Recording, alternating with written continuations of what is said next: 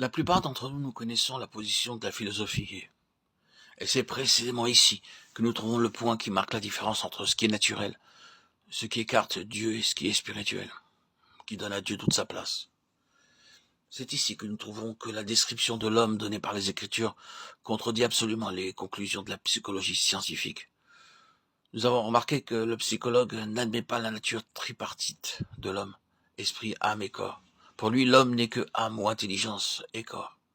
Et cependant, le psychologue doit confesser l'existence d'un troisième élément.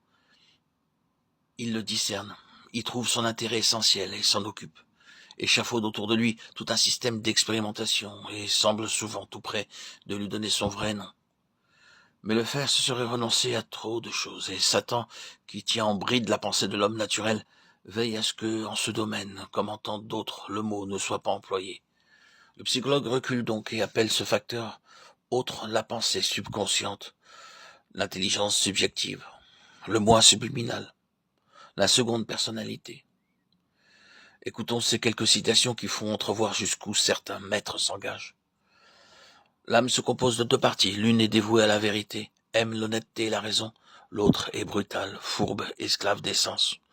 Ou bien, il y a un schisme dans l'âme. L'existence d'un schisme dans l'âme n'est pas un simple dogme de théologie, c'est un fait établi par la science. L'homme est doté de deux intelligences, dont chacune est capable d'action indépendante. Elles sont aussi capables d'action simultanée, mais dans l'ensemble, leurs pouvoirs sont indépendants, et elles remplissent des fonctions indépendantes. Les facultés distinctes de l'une appartiennent à cette vie. Celles de l'autre sont spécialement adaptées à un plan de vie supérieur.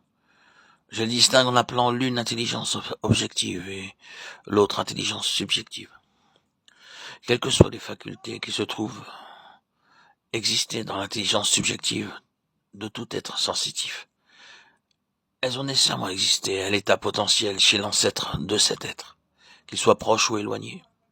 C'est par un corollaire de cette proposition que nous sommes fondés à dire que toutes les facultés qui existent dans l'intelligence subjective de l'homme doivent nécessairement exister à l'état potentiel dans l'intelligence de Dieu, le Père. En disant de pareilles choses, l'on aimerait s'écrier, premièrement, « Oh, pourquoi ne pas lui donner son vrai nom et l'appeler l'Esprit ?» Puis, quelle tragédie que ces hommes aient fait des philosophes païens leur sphère de recherche et qu'ils aient laissé la Bible de côté. On pourrait penser que le nom donné à une chose a peu d'importance pourvu que la valeur en soit bien saisie. Mais nous estimons qu'il est d'une importance vitale de reconnaître que nous avons ici deux choses absolument distinctes et séparées, et non pas deux aspects d'une même chose. C'est une erreur de parler de l'union ou de la communion de l'âme avec Dieu, car il n'existe rien de semblable. L'union avec Dieu ne peut être que par l'Esprit. Celui qui s'unit au Seigneur est avec lui un seul esprit. 1 Corinthiens 6, 17.